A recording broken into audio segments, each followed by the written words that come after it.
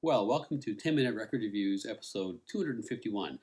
And this time it's a special episode. I'm going to talk about the best bossa nova jazz collaborations. So, what do I mean by that? Well, bossa nova has been one of my favorite styles of music since I can remember listening to music, which dates back to the later 1960s when I was about 3 years old. My dad had a copy of Getz Gilberto, and he would play that regularly in the little flat we lived in near the private school where he taught in the northwest of England. And as I began to collect records, I was always searching for another version of that great first high with Getz Gilberto. So what is this special sauce? Well, it's a mixture of jazz musicians schooled in bebop and hard bop who in the early 1960s were looking around for new sounds and new inspirations, and Brazilian bossa nova. Now, bossa nova, I won't get too technical on this, is basically out of the samba tradition, but it differs from samba in a number of key ways. First of all, its instrumentation is based around American jazz instrumentation of the 1950s. So typically combos of 3 to 6 people, bass, drums, piano, the occasional horn, sometimes Brazilian percussion to supplement the drums. Secondly, the beat is a little different. It tends to be more hesitant than samba. There are videos you can watch about the difference between the two beats on YouTube, and I recommend watching those, but it is a slightly different beat, and you know it when you hear it. Third, it's much less loud and percussive than samba. It's quiet, intimate, almost inward-looking music. And fourth, its lyrics typically are about love, but not just about love, about loss and longing and that ineffable Brazilian sense of saudade. In terms of the history of bossa nova and its connection to jazz, there are basically 3 key moments. First of all, the creation of bossa nova itself, which happens in the later 1950s in Rio de Janeiro, in one little location in Bottle Alley, which was a little street with some nightclubs on it and cafes, just a few yards from Copacabana Beach. And that's where João Gilberto and Antonio Carlos Jobim and Vinicius de Moraes and Sergio Mendes and Astrid Gilberto and all these characters got to know each other initially. And that's where the music begins. Around 1959, the first records start coming out. This was distinctly Brazilian music. It had lineages to samba, but it very importantly also had linkages to jazz because many of these young bossa nova innovators had grown up listening to American jazz and were somewhat modeling their own musical compositions and styles on those traditions rather than the traditions of samba.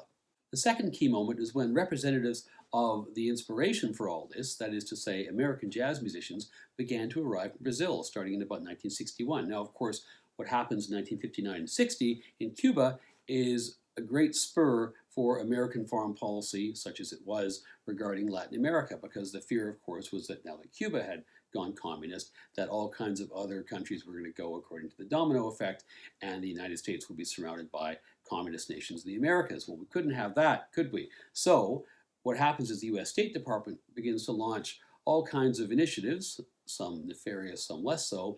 One major piece of this was a cultural initiative to show off the great arts and culture of the United States, particularly jazz music, the music, frankly, of black Americans who were still being treated abysmally in the United States, but the State Department was quite happy to promote this as an example of how everything in American society was just awesome. So, in 1960-61, a whole bunch of US jazz musicians began to travel all over the world, particularly to hotspots where there was a fear of communist takeovers. So there were lots of tours of Africa, and there are lots of tours of Latin America. And the kinds of people who go on these tours include Dizzy Gillespie, Herbie Mann, Charlie Byrd, and a whole bunch of jazz musicians who basically were getting these free State Department funded tours across most of the developing world.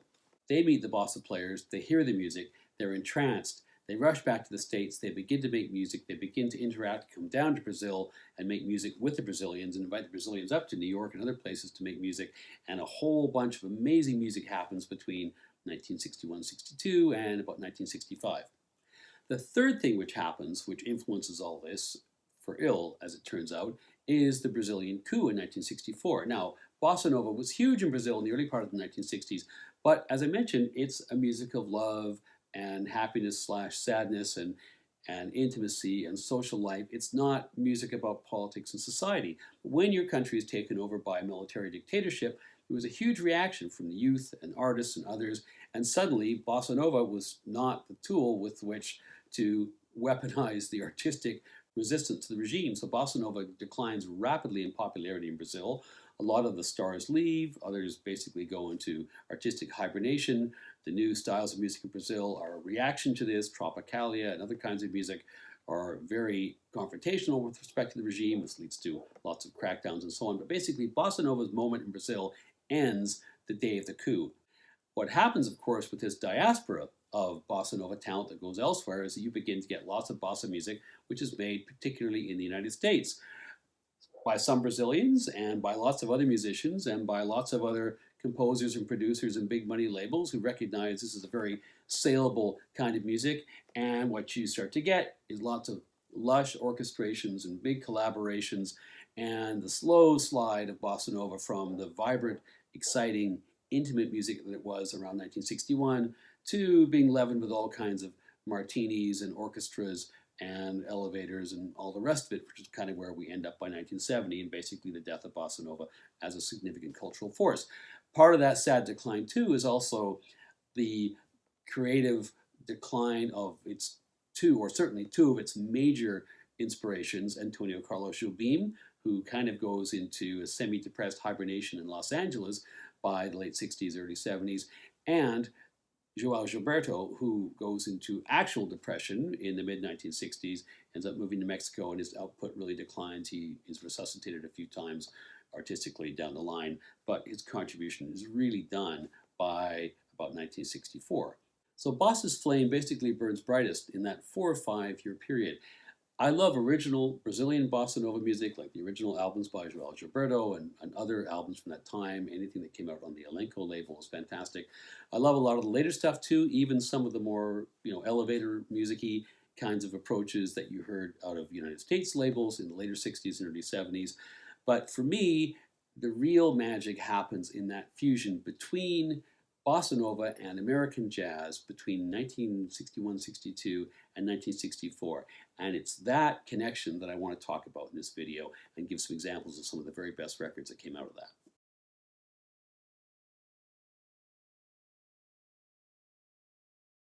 So just before I get to the stack of records that I have here, I want to talk a little bit about what I'm actually calling a bossa/jazz collaboration. So first of all, you have to have a record with established stars of both genres, or at least well-established musicians, not necessarily stars of both genres collaborating. So it has to be a bit of a fusion effort. Normally, but not always, this means Americans playing with Brazilians. This also means that this is not just a straight list of bossa nova records. It has to have that fusion element, and you can't really just have, say, American jazz players playing on a bossa record as sidemen, which you often get in some of the later releases, particularly some of Jobim's work. So using these criteria, I'll talk about a lot of great records here, but some of them I'm just going to TKO because they don't really fit that definition, even if they are worth collecting. And of course, these are obviously, inevitably, records from my collection. I do have a lot of these. There are a few that I don't have, and if they're necessary to mention, I will mention them. So getting into the records, first of all, let me just say there's a whole bunch that I've ruled out, which were part of the whole bossa nova craze that are not really serious records that you'd be that interested in, really. Things like Edie Gourmet's Blame It on the Bossa Nova and so on. There's all kinds of stuff like that. Not really interesting. I'm going to talk now about a few records that you might come across if you're looking for bossa nova jazz collaborations. For me, these are misses rather than hits. First of these is actually by the fabulous trumpeter Dizzy Gillespie, called New Wave, which of course is English for bossa nova.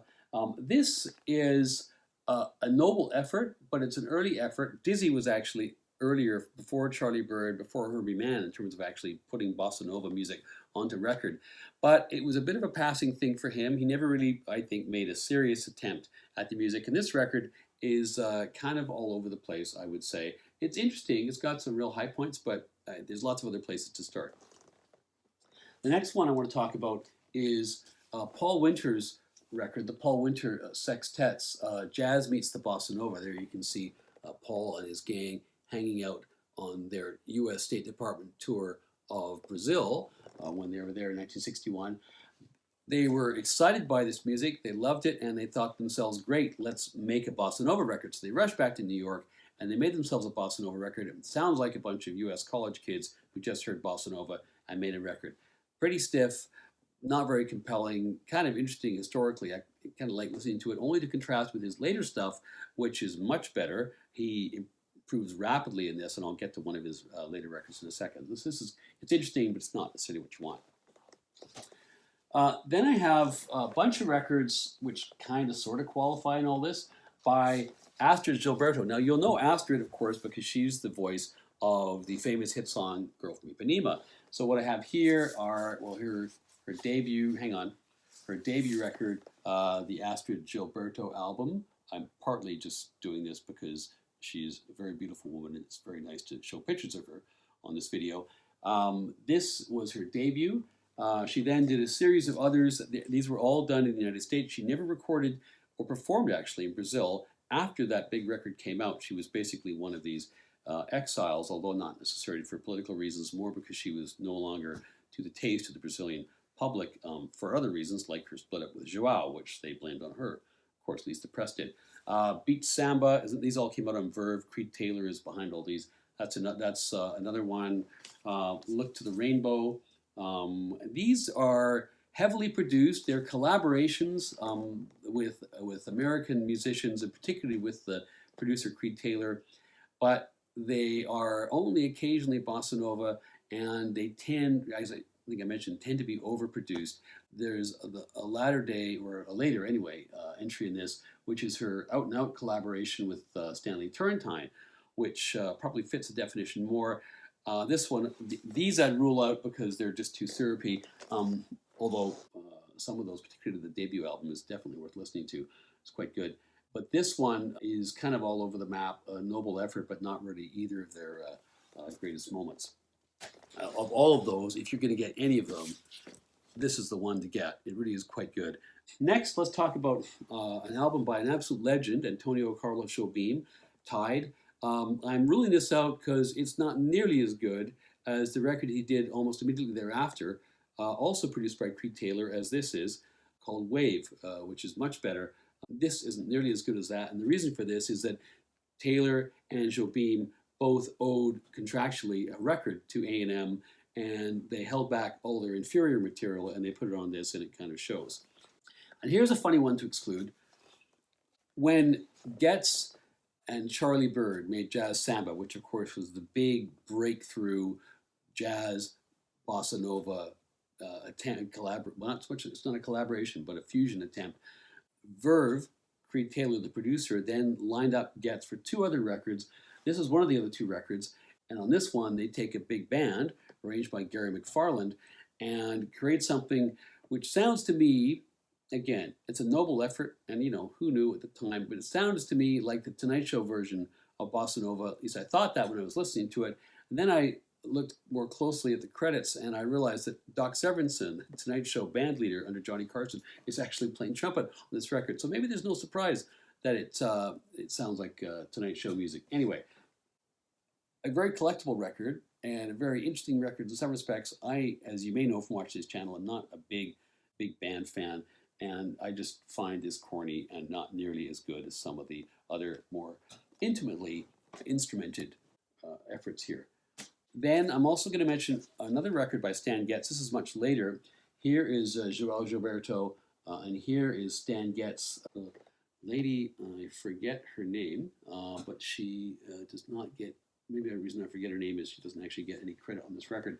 This is not bad. It's kind of an effort to revisit all the hype 10 years later, but it just lacks a little bit melodically and a little bit in terms of energy, I think partly because Paul Joao never really recovered from the highs and lows of his early 60s life. The second last thing in terms of things I suggest you probably avoid, this is a record by Charlie Bird. Charlie Bird, of course, has a key role to play historically in the emergence of the whole bossa nova jazz fusion thing, because he, of course, was the guy who went down to Rio, heard all this music, hustles back to New York, gets hold of Stan Getz, or maybe it was Philadelphia, in any event, gets hold of Stan Getz, and they make Jazz Samba, which of course breaks the whole thing wide open. He's a bit the forgotten man of all this. Getz goes on to a remarkable career and wins Grammys and all the rest of it. Bird makes a number of bossa nova records subsequently and returned to bossa nova repeatedly throughout his career. Lacks a little bit of zip, frankly. I don't find his playing is really enough on its own to hold my interest over a series of albums. This particular one is Drowned in Strings. But in general, I think you only really start dipping into Charlie Bird once you've found all the really good stuff and you're looking for what you might call the deep cuts. So the last one I'm going to say you might come across and you probably should avoid is this one, which looks very promising. It's Herbie Mann and João Gilberto with Antonio Carlos Jobim. Okay, so Mann is a tremendous exponent of this stuff, and he's there with two legends of the genre, recorded in Rio on a good label, What Could Go Wrong? And when you look it up on Discogs, or you look it up on AllMusic, or Wikipedia, or what have you, you find out, oh, this is great. This is an album with these three great stars, and it's got this great music on it, and so on. But it's actually a compilation. Nobody has figured this out, apparently, online, but I verified it's definitely a compilation. The Herbie Mann tracks, at least some of them, come from his great album from 1962, Do the Bossa Nova, that is with Antonio Carlos Jobim. The João Gilberto tracks are actually, some of them anyway, are from his late 50s records on the Odeon label. So this is kind of a stealth compilation. It doesn't admit it on the back, and nowhere else on the web can you find this said, but it is a compilation. And on top of that, some of the pressings are really not very good. The mastering is not very good. So this is one, again, to avoid. You can find these songs on other records in better sounding versions. So that takes us to our next category, which is honorable mentions, but also TKOs. So all of the records I'm going to mention in this section are great, great records which are worth buying. They either aren't quite as good as the records in the top 10, in my opinion, or they don't really qualify as proper collaborations between jazz musicians and bossa nova musicians. So the first of these is by the legendary Antonio Carlos Tom Jobim, which is the composer of Desafinado Plays. This is on Verve. It's produced by Creed Taylor, and this was Creed Taylor bringing Jobim up to New York to make a record with a whole bunch of American sidemen. The issue here is that this is basically a whole bunch of Jobim standards with a bunch of Americans basically being session guys. There's not much fusion attempt here at all. It's a great record, totally recommend it, but doesn't really qualify. The next is also by Antonio Carlos Jobim, the phenomenal record from much later in his career. This is in the late 60s, after he's largely moved to the US, or at least he's spending a lot more time there, also produced by Taylor. This was the record, I remember I mentioned Tide, where they put all the crappy songs in that one.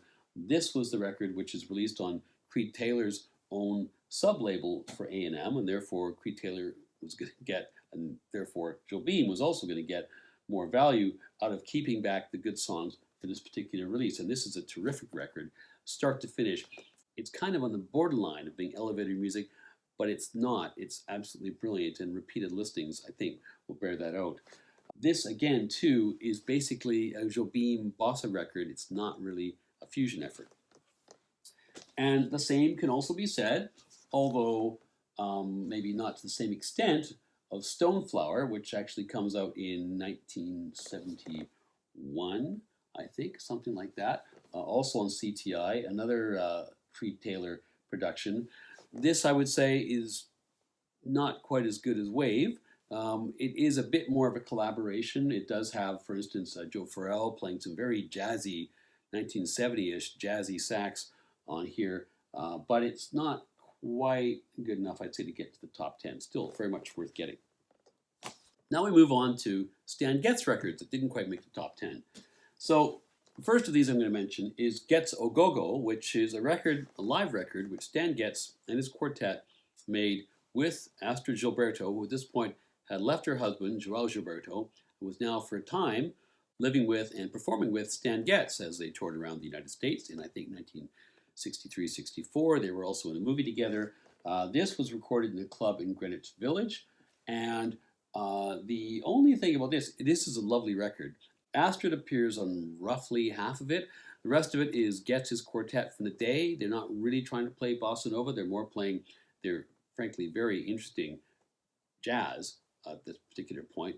Gary Burton, the vibist, at this point has joined Stan Getz. It's a great group. So it's a really good record, but it's got different kinds of moods, and you wouldn't necessarily call it a full-on bossa jazz collaboration. Plus, there's not much here, I think you could say, stylistically in terms of impact that you didn't really get off Getz Gilberto in the first place. So there's that one. Next one is another album. Taylor was getting Getz to record all kinds of bossa stuff because it was selling like hotcakes. This is recorded certainly around the same time. It's a pretty good record. The opening track, Menina Mocha, is fantastic. In general, though, I find that Almeida himself, he appears on a lot of collaboration records in the 60s. I don't think any of them are real A-list records, I gotta say. There's a lack of inspiration, a kind of sameness, which infects this record, and I actually kind of lay that at Almeida's feet. Doesn't really bring it. I think it's kind of tough when the guitar is basically a rhythm instrument in bossa to make it be the star, the standout. João Gilberto does that, but he's also singing at the same time, so it's kind of hard to tell. Luis Bonfa can do it. Baden Powell does it. Almeida, I don't ever feel is quite in the same rank, and I kind of feel like it's him dragging this one down. The last Getz record, at least the last Getz Bossa Nova record, which does not make the top 10, is this one, which is Getz Gilberto number 2. It features many of the same players who appeared on the original record, including Astrid Gilberto. Unfortunately, her contributions are not on this release. There are some subsequent releases on CD, which have her 5 tracks from this concert, which are great, by the way, included. It's not been released officially on vinyl. There's some somewhat dubious, shady CD rips out there circulating in vinyl, but you can't actually find hers on an official release. This is not really, despite what it says, a collaboration, because you get Getz on the first side with his mid-60s quartet, and then you get João on the second side doing a set of his own. So it doesn't really count. Now we're on to another Verve attempt to cash in on all of this, although quite a creditable one, and this is by the trombonist Bob Brookmeyer. The trombone, strangely enough, is an instrument, maybe because of the softness of the sound when played in a certain way, which lends itself quite well to bossa nova, and this is Bob Brookmeyer's album Trombone Jazz Samba. And this one has some great moments. I totally recommend picking it up. As I said, the trombone works quite well here. The only issue I have with this is that sometimes it sounds a bit kitschy, and there's also a kind of unfortunate cover of Colonel Bogey, the kind of humorous march, which Brookmeyer does at the end, which kind of drags it all down. But it has a great version of A Felicidade, the classic from the Black Orpheus soundtrack on here. So anyway, not quite qualifying, but still worth getting. So now we move to a particular category, which I call TKOs, which are great records. No reason to exclude them from any top 10, except for the fact that there's no Brazilians on them at all, which kind of cuts them out of the collaboration piece. So the first of these, or the first 2 of these, are 2 records by Paul Desmond. Bossa Antigua, which was Desmond's joke about how there's nothing new under the sun, and the new wave wasn't so new, so this is basically Bossa Antigua or Old Wave. And another album he did later on, Take 10. Both of these are with the guitarist Jim Hall, with whom Desmond had a lengthy collaboration in the late 50s and early 1960s. These are excellent records. I love them. Desmond, I think, just like Stan Getz, had the temperament as a player to really interpret the feeling and the mood of bossa nova accurately and effectively, and really any 6 of those records between Desmond and Hall, their collaborations are wonderful. But there's not a Brazilian to be found, and as a consequence, they're out. Now, next we move to another giant, Coleman Hawkins, who on a giant label, Impulse, released a bossa nova record called Bossa Nova and Jazz Samba.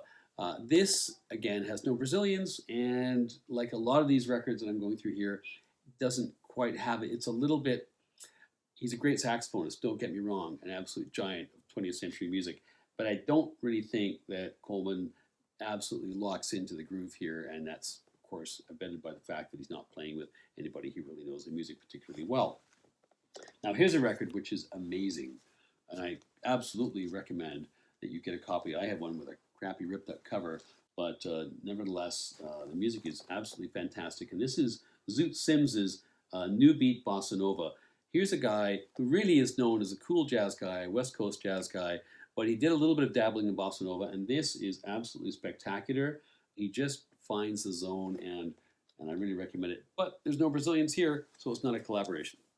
Now, the last record I'm going to mention, which doesn't really qualify, is out in the TKO because it's got no Brazilians. It's actually one of the most famous bossa nova records ever.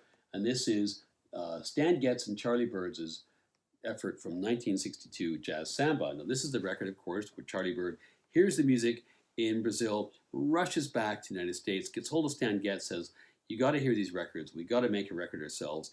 And they do, with Charlie Bird's trio and Stan Getz playing sax. A very creditable effort. It blew the whole genre wide open in the United States. It sold like hotcakes, led Creed Taylor to Marshall Verve Records to put a whole bunch of other records out and a whole bunch of other copycat efforts from other labels. So this was hugely influential. When you compare it to the next record I'm going to talk about, made a year later, it's clear that, again, these are guys who were just learning how to play this music and hadn't really learned it and didn't really have the comfort and the influence of people who knew the music surrounding them. So a great record, not quite as good as its follow-up, and definitely worth collecting, but doesn't qualify, no Brazilians. So now we move on to our top 10. To remove any suspense, I think everyone knows this one's going to be on it. So this is, of course, Get Gilberto, made in 1963, the Grammy winner the following year. It is really a desert island disc for me, and I've talked about it elsewhere. And if you haven't heard this, I'm not sure why you're watching this video. Stop watching the video and listen to that record. The next one is an effort by Herbie Mann. I've got two Herbie Mann records in this top 10. This is the first of these. This is the first one that he makes after he goes down to Brazil on one of these State Department tours and comes back to New York and says, this is fantastic. He finds a couple of Brazilian people, puts them into his band, records this record in New York. It's really good. It's not quite where his next record would be, but it is very interesting. It is definitely a proper fusion effort. There's real jazz and real bossa nova in this. It's, well, frankly, tremendous, and I totally recommend picking this up. And it's also quite findable and quite affordable, which is unlike some of the others in this list. Now we have Sergio Mendes's very interesting record. This is with Antonio Carlos Jobim. This is made in New York. It's made by Mendes and Jobim and Mendes's Brazilian trio, people like Tião Neto, the famous bassist, but also three American jazz players. Hubert Laws on flute, Art Farmer on trumpet and flugelhorn, and Phil Woods on saxophone. The only reason this isn't one of the two greatest bossa nova records of any kind, certainly bossa nova jazz fusion records of any kind, is that the contributions of the American players are uneven. Laws is absolutely fantastic, and the version of Favela, also known as Omoro, on this record is maybe the best version ever put down on vinyl. Art Farmer is pretty good, although his instruments don't lend themselves as well to bossa as some other instruments, particularly the saxophone. But ironically, he's a lot better than Phil Woods, who is kind of the weak link saxophonist on this record, and he really doesn't seem to get the idiom. Absent Woods' contributions, this is a stellar record, and it's got some sublime moments. If you don't have this and you like bossa nova, please get yourself a copy. Incidentally, this record is the source of about half of this record, which you may see if you search for these kinds of things, which looks very enticing because it's a collaboration between Jobim and Mendes, and it's very hard to find any acknowledgement this is actually a compilation. It is actually a compilation because half of the songs on here actually come from this record, and others come from other places. So anyway, I would not get this one. I would actually pick up the Swinger from Rio. Swinger from Rio also is sometimes known as Bossa Nueva York. Next, we have this record by Bud Shank. Bud Shank and his Brazilian friends. Now, here's another guy who's basically a California West Coast jazz, cool jazz stalwart of the 1950s, who has taken a step into bossa nova, surrounded himself with Brazilian musicians, and this is a really good effort. In particular, what's great here is that he avoids the trap that some of these fusion efforts fall into, and that they kind of repeat the same formula every song. There's tons and tons of variety on here. Again, this is findable for not too much money. Totally recommend picking it up. Then we have this one, which I've already reviewed in this channel. Fantastic record. So here's Paul Winter. Remember I showed you a picture of him with his sextet on the balcony overlooking Rio a few records ago? Well, here he is a year later. He made that first record with his group when he went back to the States, and they made a kind of amateurish bossa nova record. He kept in touch with Carlos Lyra, one of the great composers and singers of Bossa Nova, and hustled down to Brazil in 63 or 64 and makes this record with Lyra. It is absolutely sublime. A, because Winter's own playing and appreciation of the genre, and he was a great world music champion and really a consumer of all kinds of different music, and he assimilated that into his career. So he's progressed a lot. But the real star here is Lyra, whose singing is just amazing. There are many of his compositions on here, and I think this is the second best thing that Lyra ever did. I won't say the best thing because I'm still actively searching for it. Anyway, tremendous record, maybe the second best fusion effort after Getz Gilberto itself. Then we have, getting back to Stan Getz, Jazz Samba Encore.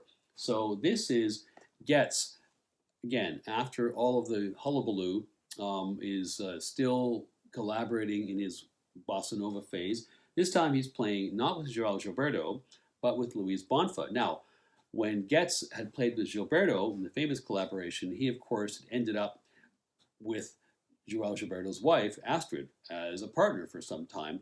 Actually, that doesn't last, but of course, Astrid is blamed by the Brazilian press for messing around with Getz and breaking up the marriage and so on. So Luis Bonfa, you'd think it would be a mistake to come to New York and make a record with Stan Getz and bring your wife along to be on the record. But this is exactly what Luis does, because of course he's with Maria Toledo and she sings on this record as well. This is a really, really good record.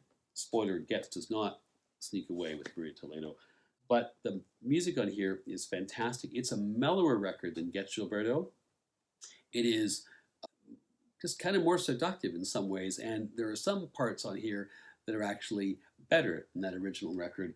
Definitely a different vibe, really, really worth getting, and do pick it up. And again, with all these fantastic covers, which Verve was putting out with all these great abstracts on it. Anyway, so that's another great one.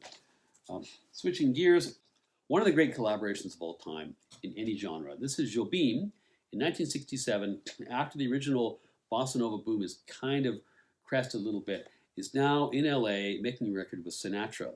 Now, does Frank make it all the way squarely into the Bossa Nova lane? Maybe yes, maybe no. But the thing is, Frank's voice is basically an institution.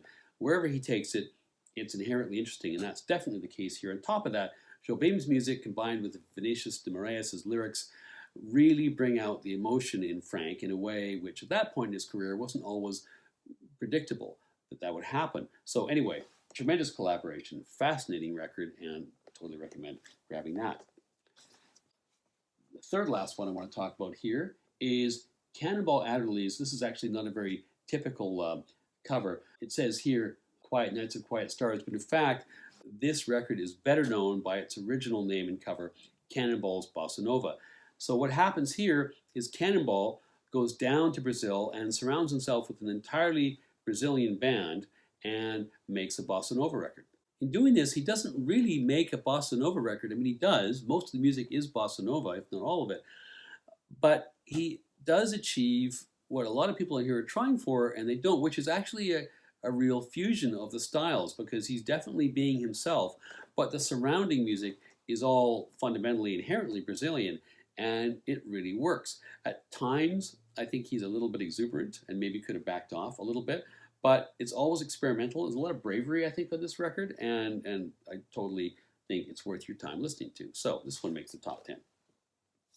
Second and last one I'm going to mention is a Herbie Mann record, which is Do the Bossa Nova with Herbie Mann, which survives a really cheesy title to make the top 10 because it's a fantastic record. Much like Cannonball and some of the other good records on here, like Paul Winter as well, this is Herbie making a pilgrimage back down to Brazil. He, of course, had gone on these State Department tours as well, and he goes down to record with an all-Brazilian cast, including Antonio Carlos Jobim.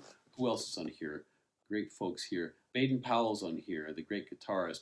Papao, Dom the great percussionist, is on here. All kinds of folks who, frankly, are absolutely legit founders of Bossa Nova are on this record. And it, again, just like the Cannonball record, but better, I think, is proper fusion. It also includes a composition by the great hard bop composer Clifford Brown as well. So this is just tremendous and deserves more acclaim, I think, than it's ever typically gotten. Stan Getz normally gets most of the plaudits for being the groundbreaker here. I think Herbie Mann gets a bit short shrift. Anyway, super record. Finally, a bit of an oddity. On this album, again, not the most typical cover. The cover you may see is actually just called Ellis and Toots, and here's what it normally looks like. This is a collaboration between the famous, wonderful Brazilian singer, Elis Regina, and the Belgian harmonica player, guitarist, and jazz whistler, Toots Thielemans. And this is made in, of all places, Stockholm in 1969. Elis takes her band of Brazilians there, Toots shows up, and they make an album which is a bit of an oddity. They collaborate on 4 songs. Elis sits out 4 songs. Toots sits out 4 songs. Most of it, not all of it, is bossa nova, but it is just one of the most interesting and quirky records I think you're ever going to hear. The performances are excellent, and in particular, Ellis's delivery of some of the bossa nova standards on here is unlike any other version typically that you're going to hear and will live long in the memory. So that's one, again, to pick up. So those are my thoughts on bossa jazz collaborations. I hope this has been helpful. I hope it's inspired you and given you some ideas about your own collections. If you liked this video or you didn't, please leave a comment down below. Please don't forget to subscribe if you haven't already. And thanks very much for watching, and we'll see you next time.